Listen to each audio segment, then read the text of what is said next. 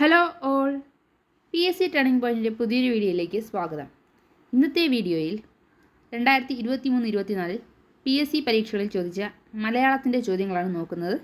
എല്ലാവരും വീഡിയോ പൂർണ്ണമായി കാണാൻ ശ്രമിക്കുക. വീഡിയോ ഇഷ്ടപ്പെട്ടാൽ ലൈക്ക് ചെയ്യാൻ മറക്കരുത്. ഇതുപോലെയുള്ള കൂടുതൽ വീഡിയോകൾക്കായി ഞങ്ങളുടെ ചാനൽ സബ്സ്ക്രൈബ് ചെയ്യണേ. വീഡിയോയിലേക്ക് കിടക്കാം. ആദ്യത്തെ ചോദ്യം നോക്കാം. ശരിയായ പദപ്രയോഗം കണ്ടെത്തുക. ഈ ചോദ്യത്തിൻ്റെ ഉത്തരം ഓപ്ഷൻ സി ആണ്, സ്വാദിഷ്ടം. അപ്പോൾ സ്വാദിഷ്ടം എന്ന് ശരിയായിട്ട് എഴുതുന്നത് ഇങ്ങനെയാണ്, സ്വാദിഷ്ടം. അടുത്ത ചോദ്യം നോക്കാം. ശരിയായ ഭാഷാ പ്രയോഗം തിരഞ്ഞെടുത്തെഴുതുക. ഉത്തരം ഓപ്ഷൻ ഡി ആണ്. ഏതെങ്കിലും വിദ്യാർത്ഥി സംഘടനയ്ക്ക് ഈ തീരുമാനം സ്വീകാര്യമായിരിക്കുമെന്ന് തോന്നുന്നില്ല. അപ്പോൾ തന്നിരിക്കുന്നതിൽ ശരിയായിട്ടുള്ള ഭാഷാ പ്രയോഗം ഓപ്ഷൻ ഡി ആണ്. ഏതെങ്കിലും വിദ്യാർത്ഥി സംഘടനയ്ക്ക് ഈ തീരുമാനം സ്വീകാര്യമായിരിക്കുമെന്ന് തോന്നുന്നില്ല. ആദ്യത്തെ ഓപ്ഷനിൽ ഗത്യന്തരമില്ലാഞ്ഞിട്ടല്ലേ എന്ന് മാത്രം മതി, വേറെ ആവശ്യമില്ല. രണ്ടാമത്തതിൽ എൻ്റെ കൂടെ ജോലി ചെയ്യുന്ന സഹപ്രവർത്തനെ, ഇത് രണ്ടിൻ്റെ ആവശ്യമില്ല. ഒന്നുകിൽ ഒരു സഹപ്രവർത്തന യാത്രാമധ്യേ കണ്ടുമുട്ടി, അല്ലെങ്കിൽ എൻ്റെ കൂടെ ജോലി ചെയ്യുന്ന ഒരാളെ യാത്രാമധ്യേ കണ്ടുമുട്ടി. ഓപ്ഷൻ സിയിലാണെങ്കിൽ തോതിൽ എന്നത് ആവശ്യമില്ല. ഗർഭിണികൾക്ക് വേണ്ടത്ര പോഷകാഹാരം ലഭിച്ചിരിക്കണം എന്നതാണ് ശരിയായിട്ടുള്ളത്. അപ്പോൾ തന്നിരിക്കുന്ന ഓപ്ഷൻസിൽ ശരിയായിട്ടുള്ള ഭാഷാ പ്രയോഗം വന്നിരുന്നത് ഓപ്ഷൻ ഡിയിലാണ്. ഏതെങ്കിലും വിദ്യാർത്ഥി സംഘടനയ്ക്ക് ഈ തീരുമാനം സ്വീകാര്യമായിരിക്കുമെന്ന് തോന്നുന്നില്ല. അടുത്ത ചോദ്യം നോക്കാം. സിംഹഭാഗം എന്ന ശൈലിയുടെ അർത്ഥം. ഉത്തരം ഓപ്ഷൻ ബി ആണ്, വലിയ ഭാഗം. അപ്പോൾ സിംഹഭാഗം എന്ന ശൈലിയുടെ അർത്ഥം വലിയ ഭാഗം. അപ്പോൾ വലിയ ഭാഗം എന്ന അർത്ഥം വരുന്ന ശൈലിയാണ് സിംഹഭാഗം. അടുത്ത ചോദ്യം. അച്ഛൻ എന്ന വാക്കിന് പര്യായമായി വരുന്ന പദം ഏത്? ഉത്തരം ഓപ്ഷൻ ഡി ആണ്, ജനകൻ. അപ്പോൾ അച്ഛൻ എന്ന വാക്കിന് പര്യായമായി വരുന്ന പദമാണ് ജനകൻ. അപ്പോൾ ജനകൻ എന്ന പദം അച്ഛൻ എന്ന പദത്തിൻ്റെ പര്യായമാണ്. അടുത്ത ചോദ്യം നോക്കാം. സ്മരിക്കുക എന്ന പദത്തിൻ്റെ വിപരീത പദം കണ്ടെത്തുക. ഉത്തരം ഓപ്ഷൻ എ ആണ്, വിസ്മരിക്കുക. അപ്പോൾ സ്മരിക്കുക എന്ന പദത്തിൻ്റെ വിപരീത പദമാണ് വിസ്മരിക്കുക. അപ്പോൾ സ്മരിക്കുക, വിപരീതം വിസ്മരിക്കുക. അടുത്ത ചോദ്യത്തിലേക്ക് കടക്കാം. വെഞ്ചാമരം എന്ന പദം പിരിച്ചെഴുതിയാൽ. ഉത്തരം ഏതാണ്? ഉത്തരം ഓപ്ഷൻ സി ആണ്, വെണ്ണധികം ചാമരം. അപ്പോൾ വെഞ്ചാമരം എന്ന പദം പിരിച്ചെഴുതുമ്പോൾ വെണ്ണധികം ചാമരം എന്നാണ് വരുന്നത്. അപ്പോൾ വെഞ്ചാമരം പിരിച്ചെഴുതുമ്പോൾ വെണ്ണധികം ചാമരം. അടുത്ത ചോദ്യം. വിദ്വാൻ എന്ന പദത്തിൻ്റെ സ്ത്രീലിംഗ രൂപമാണ്. ഉത്തരം ഓപ്ഷൻ ബി ആണ്, വിദുഷി. അപ്പോൾ വിദ്വാൻ എന്ന പദത്തിൻ്റെ സ്ത്രീലിംഗ പദമാണ് അല്ലെങ്കിൽ രൂപമാണ് വിദുഷി. അപ്പോൾ വിദ്വാൻ എന്ന പദത്തിൻ്റെ സ്ത്രീലിംഗ രൂപം വിദുഷിയാണ്. വിദ്വാൻ, വിദുഷി. അടുത്ത ചോദ്യം നോക്കാം. താഴെ പറയുന്നവയിൽ ബഹുവചനം അല്ലാത്തത് ഏത്?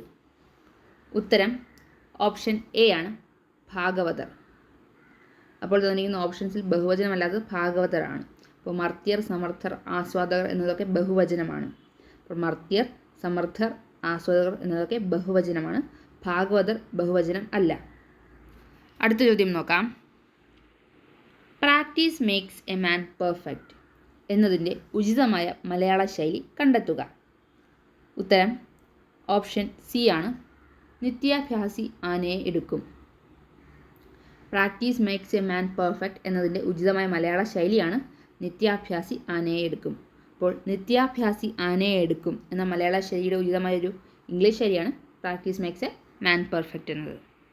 അടുത്ത ചോദ്യം. ശോഭിച്ചവൻ എന്നർത്ഥം വരുന്ന പദം ഏത്? ഉത്തരം ഓപ്ഷൻ ഡി ആണ്, ശുഭിതൻ. അപ്പോൾ ശോഭിച്ചവൻ, ശുഭിതൻ. ശോഭിച്ചവൻ എന്നർത്ഥം വരുന്ന പദമാണ് ശുഭിതൻ. അപ്പോൾ ശുഭിതൻ എന്നാൽ ശോഭിച്ചവൻ എന്നാണ് അർത്ഥം. അടുത്ത ചോദ്യം നോക്കാം. പക്ഷി മൃഗാദികൾ എന്ന പദത്തെ ഘടകപദങ്ങളാക്കി വിപുലീകരിക്കുമ്പോൾ. ഉത്തരം ഓപ്ഷൻ ബി ആണ്, പക്ഷി, മൃഗം ആദിയായവ.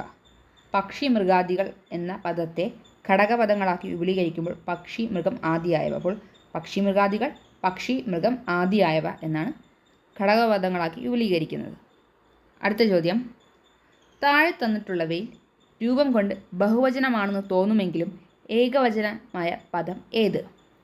ഉത്തരം ഓപ്ഷൻ ബി ആണ്, ദ്രോണർ. അപ്പോൾ തന്നിരിക്കുന്നത് ദ്രോണറാണ് ഏകവചനം. അപ്പോൾ മിടുക്കർ, മനുഷ്യർ, പതിതർ എന്നതൊക്കെ ബഹുവചനമാണ്. അപ്പോൾ മിടുക്കർ, മനുഷ്യർ, പതിതർ ഒക്കെ ബഹുവചനമാണ്. ദ്രോണർ ഏകവചനമാണ്. ബഹുവചനം എന്ന് തോന്നുമെങ്കിലും ദ്രോണർ ഒരു ഏകവചനമായ പദമാണ്. അടുത്ത ചോദ്യം, സന്ധി നിയമപ്രകാരമുള്ള ശരിയായ പദനിര കണ്ടെത്തുക. ഉത്തരം ഓപ്ഷൻ എ ആണ്, നിറപറ എരുതി ഉരക്കല്ല്. അപ്പോൾ സന്ധി നിയമപ്രകാരമുള്ള ശരിയായ പദനിരയാണ് നിറപറ എരുതി ഉരക്കല്ല്. അപ്പോൾ നിറപറ എരുതി ഉരക്കല്ലാണ് സന്ധി നിയമപ്രകാരമുള്ള ശരിയായ പദനിര. അടുത്ത ചോദ്യം, ഭൂമി എന്നർത്ഥം വരുന്ന പദം ഏത്? ഉത്തരം ഓപ്ഷൻ എ ആണ്, ഇള. ഭൂമി എന്നർത്ഥം വരുന്ന പദമാണ് ഇള. അപ്പോൾ ഇള എന്ന വാക്കിനർത്ഥം ഭൂമി എന്നാണ്. ഭൂമി എന്നർത്ഥം വരുന്ന പദം ഇളയാണ്. അടുത്ത ചോദ്യം, കൂട്ടത്തിൽപ്പെടാത്ത ജോഡി ഏത്? ഉത്തരം ഓപ്ഷൻ സി ആണ്, ജ്ഞാനം വിജ്ഞാനം. അപ്പോൾ ശരിയായിട്ടുള്ള വിപരീത പദമാണ് ആയം വ്യയം, ആരോഹണം അവരോഹണം, തമസ് ജ്യോതിസ്. അപ്പോൾ ആയത്തിൻ്റെ വിപരീതം വ്യയം, ആരോഹണത്തിൻ്റെ വിപരീതം അവരോഹണം, തമസിൻ്റെ വിപരീതം ജ്യോതിസ്. അപ്പോൾ തന്നിരിക്കുന്ന ഓപ്ഷനിൽ ശരിയല്ലാത്തതാണ് ജ്ഞാനം വിജ്ഞാനം. അതാണ് കൂട്ടത്തിൽപ്പെടാത്ത ജോഡി. അടുത്ത ചോദ്യം നോക്കാം. എറവെള്ളം എറുമ്പിന് സമുദ്രം എന്ന ശൈലിയുടെ അർത്ഥം? ഉത്തരം ഓപ്ഷൻ എ ആണ്, അല്പവസ്തുക്കളും നിസ്സാരന്മാർക്ക് വലുതായി തോന്നും. എറവെള്ളം എറുമ്പിന് സമുദ്രം എന്ന ശൈലിയുടെ അർത്ഥം അല്പവസ്തുക്കളും നിസ്സാരന്മാർക്ക് വലുതായി തോന്നുമെന്നാണ്. അല്പവസ്തുക്കളും നിസ്സാരന്മാർക്ക് വലുതായി തോന്നും എന്നർത്ഥം വരുന്ന ശൈലിയാണ് എറവെള്ളം എറുമ്പിനു സമുദ്രം. അടുത്ത ചോദ്യം നോക്കാം. ഹെർക്കുലിയൻ ടാസ്ക് എന്നതിൻ്റെ സമാനമായ പ്രയോഗമാണ്? ഉത്തരം ഓപ്ഷൻ ഡി ആണ്, ഭഗീരഥ പ്രയത്നം. ഹെർക്കുലിയൻ ടാസ്ക് എന്നതിൻ്റെ സമാനമായ മലയാള പ്രയോഗമാണ് ഭഗീരഥ പ്രയത്നം. അപ്പോൾ ഭഗീരഥ പ്രയത്നം എന്നതിന് സമാനമാണ് ഹെർക്കുലിയൻ ടാസ്ക്. അപ്പോൾ ഹെർക്കുലിയൻ ടാസ്ക് എന്നതിന് മലയാളത്തിൽ സമാനമായ പ്രയോഗമാണ് ഭഗീരഥ പ്രയത്നം. അടുത്ത ചോദ്യം, പരിമാണത്തെ കുറിക്കുന്ന എന്നതിൻ്റെ ഒറ്റപ്പദം ഏത്? ഉത്തരം ഓപ്ഷൻ ബി ആണ്, പാരിമാണികം. പരിമാണത്തെ കുറിക്കുന്ന എന്ന പദത്തിൻ്റെ ഒറ്റപ്പദമാണ് പാരിമാണികം. അപ്പോൾ പാരിമാണികം എന്ന് വെച്ചാൽ പരിമാണത്തെ കുറിക്കുന്ന. അപ്പോൾ പരിമാണത്തെ കുറിക്കുന്നത് പാരിമാണികം. അടുത്ത ചോദ്യം നോക്കാം. ഞായർ എന്ന പദത്തിൻ്റെ പര്യായ പദം അല്ലാത്തത് ഏത്? ഉത്തരം ഓപ്ഷൻ എ ആണ്, സുധാകരൻ. അപ്പോൾ ഞായർ എന്ന പദത്തിൻ്റെ പര്യായപദം അല്ലാത്തതാണ് സുധാകരൻ. അപ്പോൾ ഞായർ എന്ന പദത്തിൻ്റെ പര്യായം അല്ലാത്തത് സുധാകരനാണ്. അടുത്ത ചോദ്യം നോക്കാം. ശരിയായ പ്രയോഗം തിരിച്ചറിയുക. ഉത്തരം ഓപ്ഷൻ ബി ആണ്, വിശ്വസ്തൻ. അപ്പോൾ തന്നതിൽ ശരിയായിട്ടുള്ളത് വിശ്വസ്തൻ എന്നാണ്. അപ്പോൾ വിശ്വസ്തൻ എന്ന് എഴുതുന്നത് വിശ്വസ്തൻ എന്നാണ്. തന്നിട്ടുള്ള ശരിയായിട്ടുള്ള പ്രയോഗമാണ് വിശ്വസ്തൻ. അപ്പോൾ ഇങ്ങനെയല്ല വിശ്വസ്തൻ എഴുതേണ്ടത്, ഇതുമല്ല ഇതുമല്ല. വിശ്വസ്തൻ എന്ന് ശരിയായിട്ടുള്ളത് ഇതാണ്. അടുത്ത ചോദ്യം, കാട് പര്യായ പദം കണ്ടെത്തുക. ഉത്തരം ഓപ്ഷൻ എ ആണ്, അടവി. അപ്പോൾ കാട് എന്നതിൻ്റെ പര്യായ പദമാണ് അടവി. അപ്പോൾ അടവി എന്നത് കാടിൻ്റെ പര്യായ പദമാണ്. അപ്പോൾ അടവി എന്ന വാക്കിനർത്ഥം കാട് എന്നാണ്. അടുത്ത ചോദ്യം, ഡിക്രി എന്ന പദത്തിൻ്റെ മലയാള പരിഭാഷ? ഉത്തരം ഓപ്ഷൻ സി ആണ്, വിധി. അപ്പോൾ ഡിക്രി എന്ന പദത്തിൻ്റെ മലയാള പരിഭാഷ വിധി എന്നാണ്. അപ്പോൾ വിധി എന്നർത്ഥം വരുന്ന ഒരു ഇംഗ്ലീഷ് പദമാണ് ഡിക്രി. അപ്പോൾ ഡിക്രി എന്ന പദത്തിൻ്റെ മലയാള പരിഭാഷ വിധി എന്നാണ്. അടുത്ത ചോദ്യം, കൃഷിയെ സംബന്ധിക്കുന്നത് ഒറ്റപ്പദം എഴുതുക. ഉത്തരം ഓപ്ഷൻ എ ആണ്, കാർഷികം. കൃഷിയെ സംബന്ധിക്കുന്നത് കാർഷികം. അപ്പോൾ കാർഷികം എന്നാൽ കൃഷിയെ സംബന്ധിക്കുന്നതാണ്. അടുത്ത ചോദ്യം, പിരിച്ചെഴുതുക. നിരർത്ഥം. ഉത്തരം ഓപ്ഷൻ ഡി ആണ്, നീ അധികം അർത്ഥം. അപ്പോൾ നീ അധികം അർത്ഥമാണ് നിരർത്ഥം. അപ്പോൾ നിരർത്ഥം പിരിച്ചെഴുതുമ്പോൾ നീ അധികം അർത്ഥം എന്നാണ് എഴുതുക. അടുത്ത ചോദ്യം, ബഹുവചന ശബ്ദം കണ്ടെത്തുക. ഉത്തരം ഓപ്ഷൻ ബി ആണ്, കുട്ടികൾ. അപ്പോൾ തന്നിരിക്കുന്നതിൽ കുട്ടികളാണ് ബഹുവചന ശബ്ദം. പെങ്ങൾ, വൈദ്യർ, കാർന്നോർ എന്നതൊക്കെ ഏകവചന ശബ്ദങ്ങളാണ്. അപ്പോൾ കുട്ടികളാണ് തന്നിരിക്കുന്നതിൽ ബഹുവചന ശബ്ദം. പെങ്ങൾ, വൈദ്യർ, കാർന്നോരൊക്കെ ഏകവചന ശബ്ദങ്ങളാണ്. അടുത്ത ചോദ്യം, പുല്ലിംഗ ശബ്ദം തിരിച്ചറിയുക. ഉത്തരം ഓപ്ഷൻ ബി ആണ്, മഹാൻ. തന്നിൽ മഹാനാണ് പുല്ലിംഗ ശബ്ദം.